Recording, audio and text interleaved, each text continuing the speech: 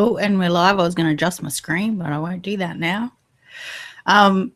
This is the Oneness Talking Point with Melanie Brockwell. That's me, by the way, in case you didn't know. And this week, we're talking about forgiveness. And there was this quote that I really wanted to bring to the conversation, which I couldn't find, but it goes something like this.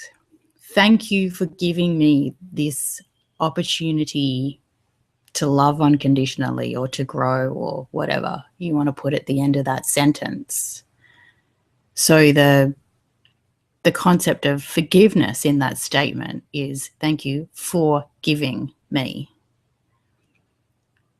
So that sense of when we feel slighted becomes a gratitude,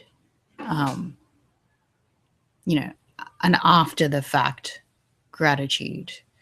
So we see it as a means to an end. And there was another, so while I was looking for that, I also found this video by Oprah about one of her aha moments. Bing, bing, bing, she said. She was pointing to her head. She's going, bing, bing, bing. Does everybody get that bing, bing, bing? We've all got that different way of expressing what it feels like when we feel like we learn something new, or we feel like we remember something that we know, or we feel like a truth has been revealed. For Oprah, it's an aha and a bing, bing, bing. And so in this short video, she said of the 30,000 people that she'd interviewed, there was this one man that talked about forgiveness. And he said it was about, I wrote a couple of notes. These are not quotes. This is just me roughly writing as the man was speaking. That forgiveness was about letting go of the past, of our perception, the past we thought we wanted, letting go of that ideal. And when Oprah reiterated it in the way that made sense to her, she said it was about, forgiveness is about giving up the hope that the past can be any different. And then there was a Tony Robbins slide, those Instagram, picture with beautiful font on it that said, forgiveness is a gift you give yourself. Now, that's all fabulous if that makes sense to you. That's all fabulous if the land of separation, of us and them, of actions and reactions, of, of relationships as things in and of themselves make sense to you. If that's the cosmology and the reality and the experience that you're having, those things feel true and helpful and, like medicine. They feel like therapy. They feel like a breath of fresh air, a way of releasing anxieties, senses that, like, I think Deepak Chopra talks about forgiveness, the lack of forgiveness, the need to forgive as this experience of holding your breath. Correct me if I'm wrong. I might have got mixed up who said what, but it's that sense that it's poisoning you, that inability to forgive or that need to forgive is poisoning you. And so that very real lived separation experience compels you to find a means to forgive, not excuse, not justify, not even to necessarily accept the person or situation, back into your life, but simply to accept, I guess, its purpose in a way, and for the means to an end people, its purpose is to give you an opportunity to love unconditionally, or to accept what you cannot change, accept that your past is beyond your control, to accept that that loving yourself is as much about forgiveness of what you perceive has been done as a slight against you.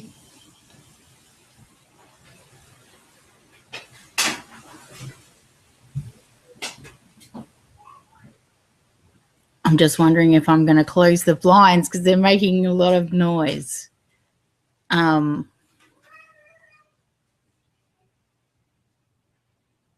know, and there's also this sense that forgiveness won't necessarily change the past, but somehow it changes your experience of now and your potential future.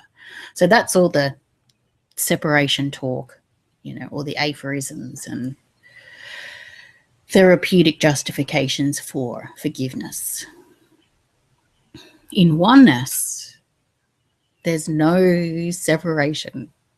So even though it feels like you're in a friendship and it looks like there's other people and it seems as if you have been slighted in that very, you know, ping pong universe where things can bounce off one another, the truth of that experience, your bing, bing, bing, as a person having the oneness experience, is that it's not really about other people at all. And that sense of being slighted is an experience on purpose in and of itself, whether you get a story about it to make sense of how or why, because there is no means to an end in that oneness experience. So accepting the feeling of being slighted in this and every moment for its own sake is the only necessity, is the only focus, is the only need, requirement to satisfy someone having a oneness experience.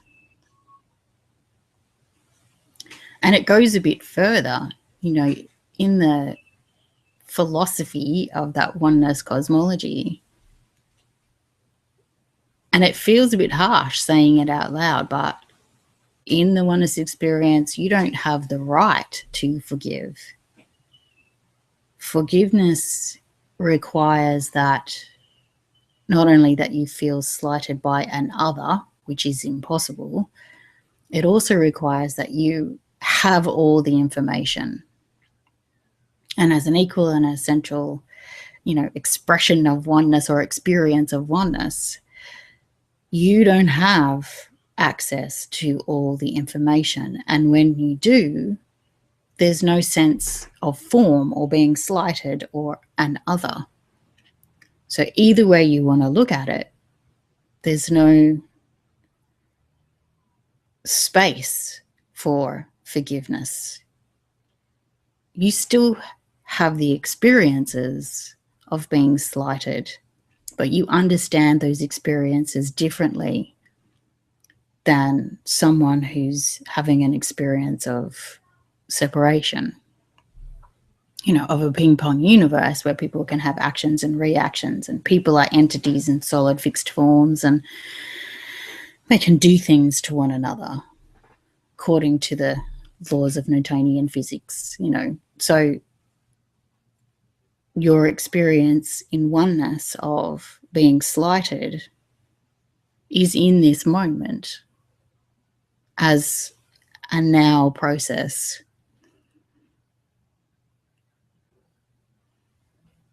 I'm just thinking there's, you know, even in that separation analogy, you can have experiences beyond that direct linear cause and effect explanation of being slighted. You can have an empathic experience of being slighted, or you can have a karmic experience of being slighted, or you can have a past life memory carried through of being slighted, all in that separationness of forgiveness, you know, that morphic field that requires forgiveness. the poison of yet to forgive. And all of those things are beyond that direct linear cause and effect, justifying what the friend did or the boss did or the force majeure kind of cast upon you. Why was I born this way? Why did the universe take away that person that I love? Why did God punish me with XYZ?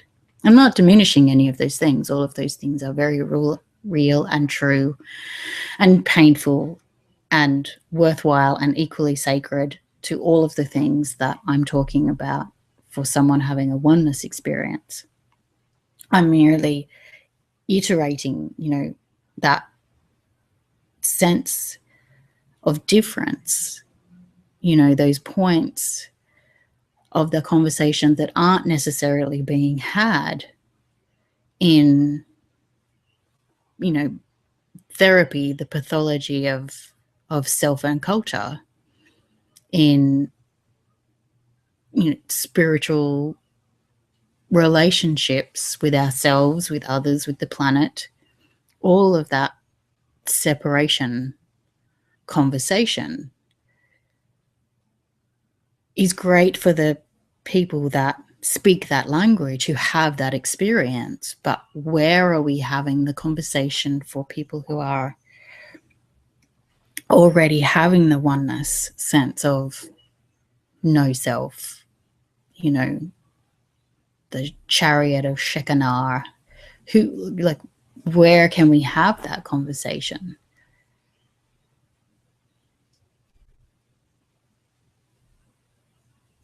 Rather than compare the ways that people are being or understanding or expressing or desiring. It's not about the comparison. It's about what's true for you. If you're having the experience that requires forgiveness of a particular kind and you need a method for that, excuse me, then you need a method for that. There's no end of this sentence. There's only the reflection of the truth that's already true for you.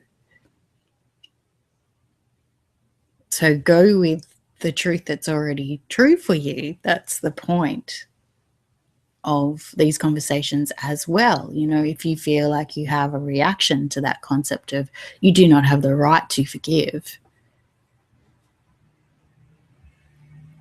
what happens for you when I say that? What truth makes itself visible? What knowing do you have about forgiveness? That's the only thing that really matters in these conversations. It's not education. We're not transforming you into a oneness person. It's whatever's already true for you is the topic of this conversation. So whether we call it forgiveness or allowing, what is the truth that's making itself visible for you when we have that conversation?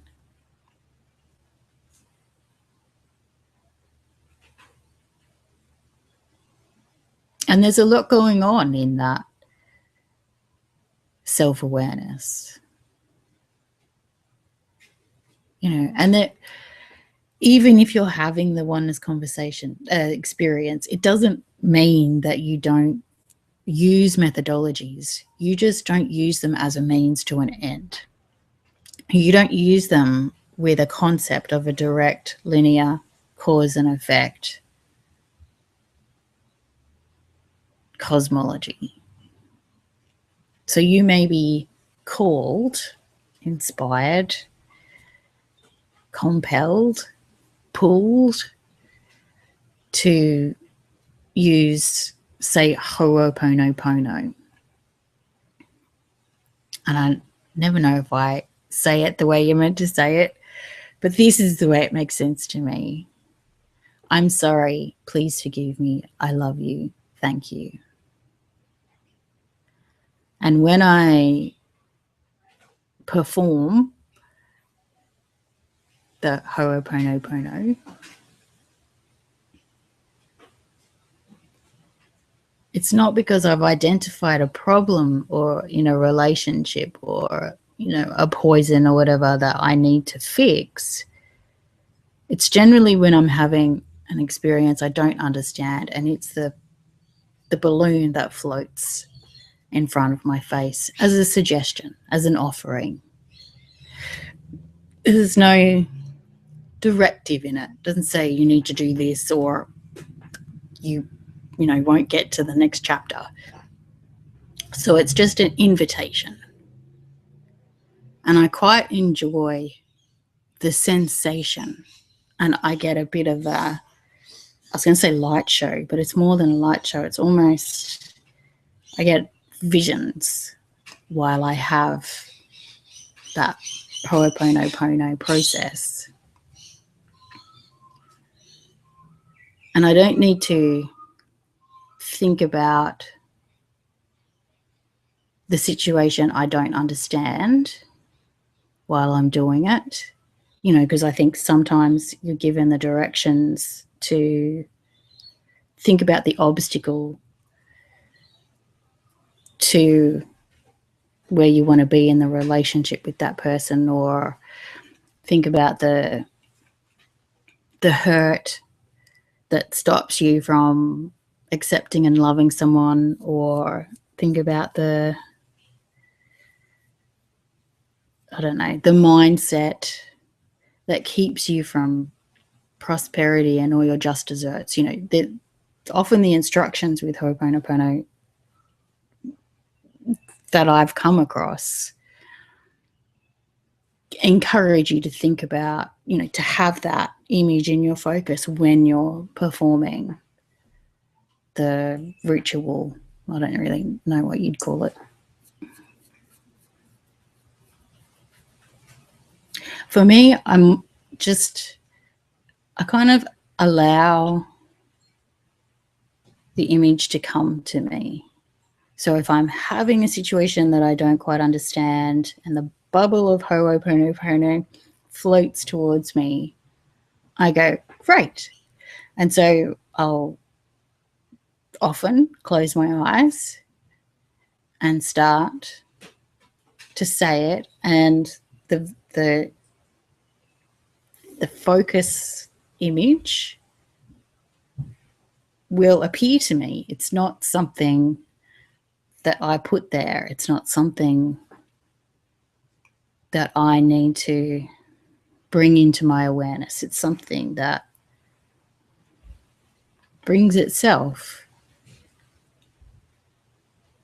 And as that focus image remains in my awareness and I feel the words, which I'm also saying, I get this movie thing that happens. It's like a little bit of memory, little bit of dream, little bit of, angel realms, whatever you want to call them. I don't really identify them so much. I just let them play out. And different parts of my body will kind of move and jilt and jolt, and I'll get temperature changes in different parts of my anatomy, and I'll be like, for people who do Reiki, my body will move into a certain position when I put my hands above someone or a proxy someone. My hands kind of lock into place and I don't feel them anymore, and they'll move to where they need to be and then they'll stop. My arm will just hold itself there for a while. And it's the same thing with the Ho'oponopono ritual, but it's your entire being. So you kind of, move and into this and lock, then it kind of locks in and stops there. And I mean, there's no force. It's not like someone's holding you, but at the same time, there is a sense that you don't need to hold yourself in any particular way. You'll be moved into the position that you need to be. And it'll draw a breath into your body, and when it's finished, you'll kind of just get a sense that it's finished. And you won't necessarily move straight away. Like there'll be a lovely at the end that feels like a cloud of joy and love and peace and whatever. It's just a moment of silence at the end, and you can sit there for as long as you want. And then you move on to the next impulse. And you don't, in the oneness experience, you don't get a sense, oh, that's done now, it's all complete, and we've fixed that, and we've cut the cords and healed the past, and that person will ring me and everything will be different, and I've resolved that issue in my life, and that's all cleared, and there's a big black hole that's been removed, or there's a big empty space that's been filled, or I've rebalanced the positive and negative. You don't get that story in the oneness experience. You probably get that story in the separation experience, and it feels you're enamored with the process, with the result, and you get all this evidence that it was worthwhile, and you get this sense that you were on purpose, and now something shifted and changed and transformed, and people are different, and you have the power to do all that stuff, and you're no longer powerless over the past that you realized in order to forgive you had to let go of your power over to change and make it the way you wanted it. So in that separation experience, you're required to have that reality.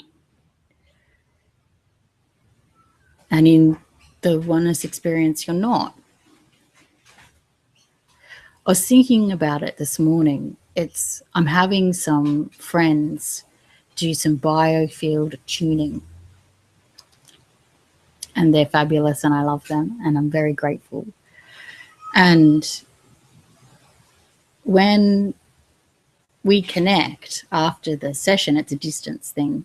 When we connect after the session, I want to be able to give them information in their language about what's different.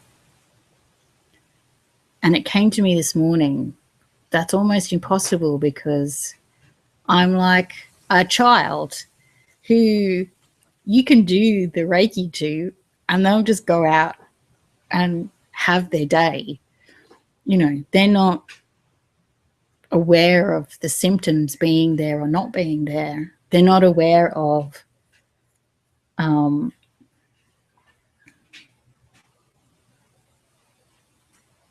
sickness. They'll get frustrated if they're hot, and they'll get annoyed if they can't go and play because you've, protecting them because they're not well. And they're experience fevers and et cetera, and they don't like throwing up and, all of that stuff. But in their awareness, they don't call that sickness, and they don't call the absence of those things well-being and health. I keep getting this itchy nose. They just have the experience that they're having. And if you asked them, sat them down and asked them to articulate the difference, I'm sure they give you the same face that I have when I try and articulate the difference. Even though I appreciate the process, even though I intuitively know it's worthwhile and it's exactly what I'm meant to be doing, I find it difficult to connect a fixed point of here to the definite outcomes of there. I just have the energy I have and feel the joy I feel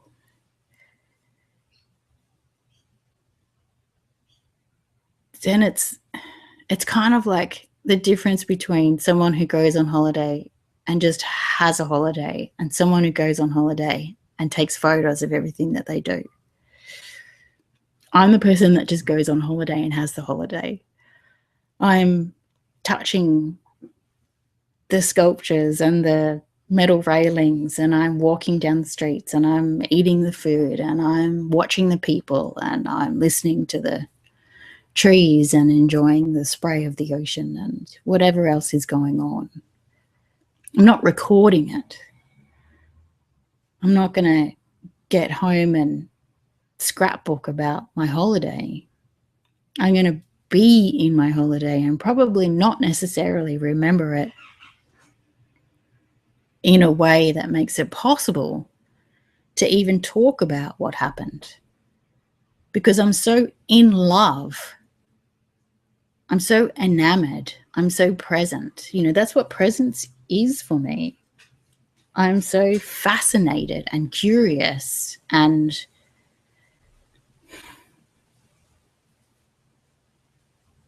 involved with what's going on that it doesn't feel like an inside outside. It doesn't feel like a holiday that's separate from the rest of my life.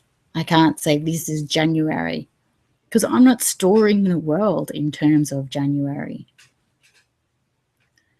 in terms of day and night, in terms of week and weekend. It doesn't make sense like that in oneness.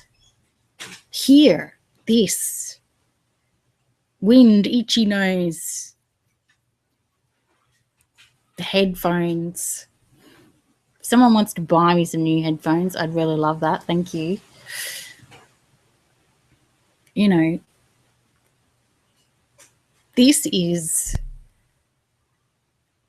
presence, not in that mindfulness as opposed to unmindfulness or non-mindfulness. You know, it's being in love with, being fascinated with, being curious about.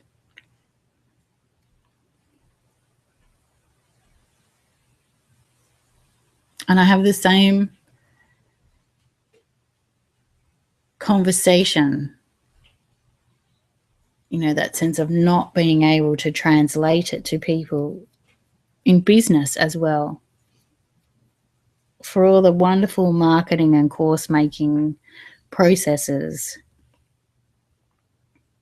and even the, you know, the self-help spiritual principles processes, I can't seem to meet people in that place where what's going on is the only thing that's important.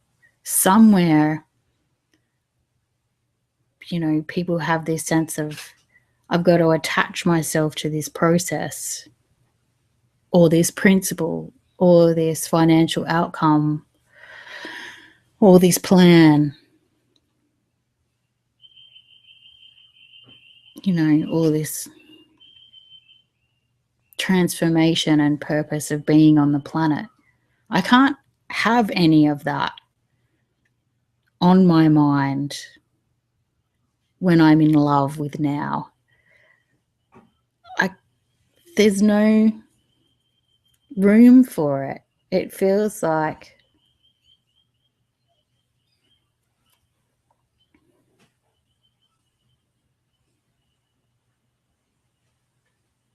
I understand its importance to people it's important to.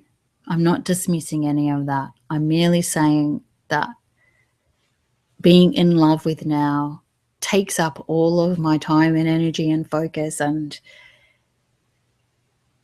that's how I'm present. So even when we talk about forgiveness, in the moment that I'm feeling slighted, I'm in love with that moment. I'm enamored with that experience. I'm having it for its own sake. I'm not taking photos of it and judging it and putting it in a file that says, here are all the experiences that I've had where people have let me down, or here are all the experiences that I've had where I didn't get what I wanted, or here are all the experiences that I've had where I had my heart broken. It doesn't store in my storage system. It's just here. And it's not that I have no memory whatsoever of what happened 2 seconds ago. It's just that the avenue to that memory is not in a linear time. It's not in a judgment file. It's not in an assessment storage system. I can't get to it the way that other people seem to be able to get to their memories.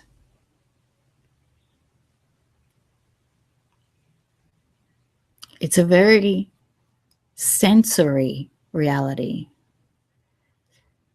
Being in love with the moment in a oneness experience.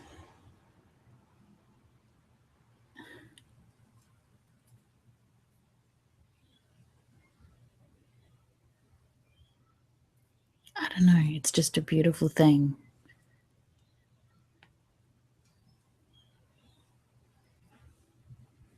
And in some ways, I'm really happy to talk about it. It's taken me a while to get comfortable with that idea. See, and even that, I like discomfort. Discomfort is a beautiful thing. I'm in love with the experience of discomfort. It's important, just as important and sacred as all of the other experiences and senses that I have.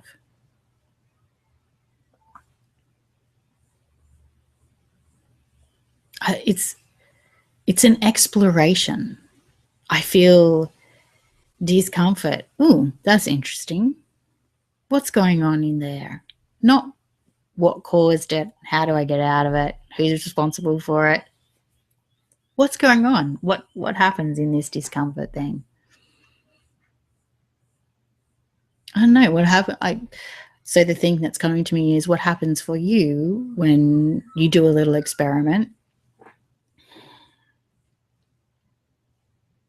and when you become aware of it. Don't make it a thing. It's not a test.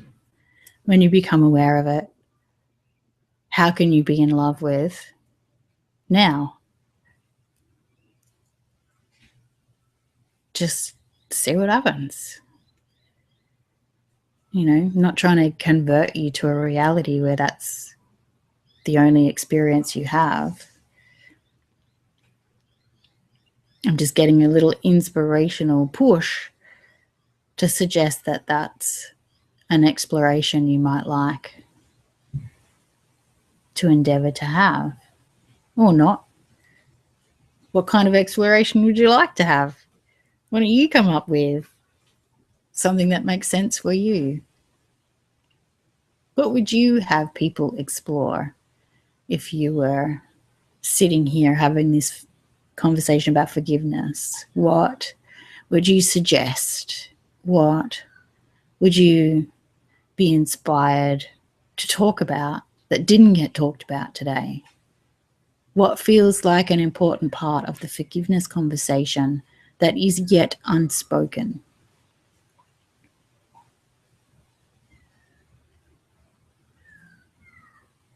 Feels like there's a lot of what about the dark side going on.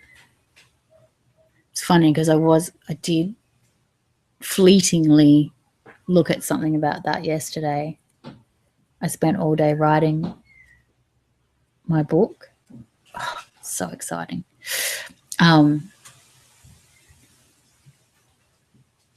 I used to make these candles called Lux Fair, about the bearer of the light. And the language used in that product, in those creative wink days, which was the name of my business back then, could very well be used for the separation experience. I had yet to discover what people meant when they used that language. You know, for me, it was the same language as them, but I had a different experience of it completely.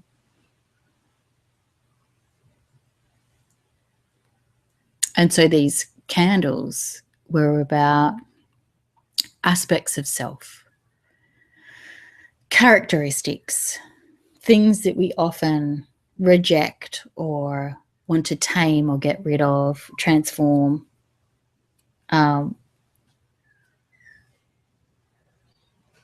Just trying to think if I can remember what one of them was.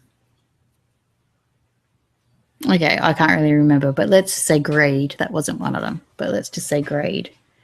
And so the process of the message on the candle, you got a little booklet. And so it allowed you to see that aspect of self in terms of an empowerment. You know, how does it make you who you are in a way that you don't need to reject or change or fix or heal? So if it was greed, you could say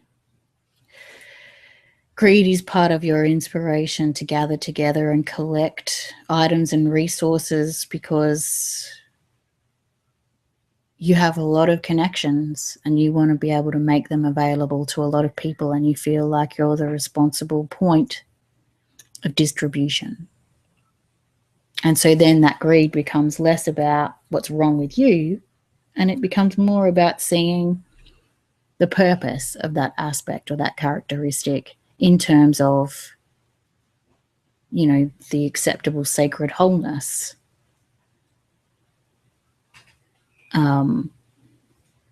And there were lots of them, you know, and that's that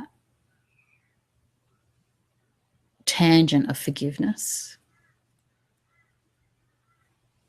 And I think the candles also talked about if you didn't get an opportunity to be that distribution point, it would look like you were this greedy mofo, no good, who just collected like a bowerbird and didn't share. And if people looked at you and didn't see that you were a distribution point, they would make an assumption that the greed was a bad thing. You know, I mean, there's lots of places that you can take that conversation. You can say, well, is greed really greed? You know, greed is generosity in and of itself, seen from a different face of the diamond.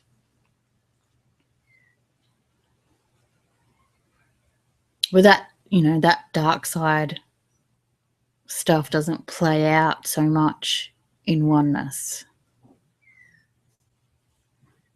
You know, the experience that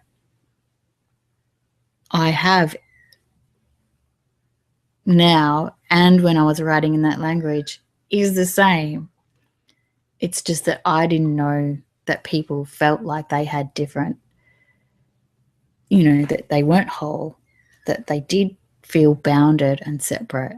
I thought that, you know, the play on words with these aspects and forgiveness and wholeness,